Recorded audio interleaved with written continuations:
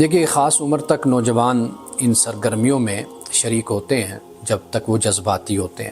جب عملی زندگی میں قدم رکھتے ہیں تو عملی زندگی میں پھر ان کے معاشی مسائل ہوتے ہیں، کچھ ذمہ داریاں ان پر عائد ہوتی ہیں جو انہوں نے ادا کرنی ہوتی ہیں۔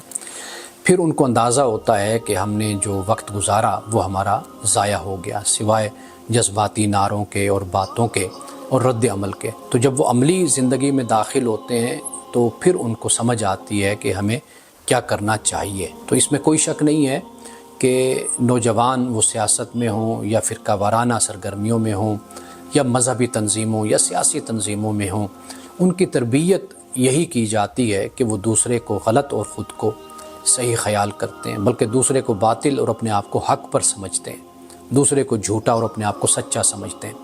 ان کی تربیت اور کنڈیشننگ ایسی ہوتی ہے۔ تو اس میں کوئی شک نہیں ہے کہ نوجوان ضائع ہوتے ہیں، اپنا وقت ضائع کرتے ہیں، اور یہی در حقیقت ایک قوم، ایک ملک اور ایک ملت کا سرمایہ ہوتا ہے کہ جو اگر صحیح وقت پر، صحیح جگہ پر ان کو استعمال کیا جائے تو وہ ملک پھر ترقی بھی کرتا ہے۔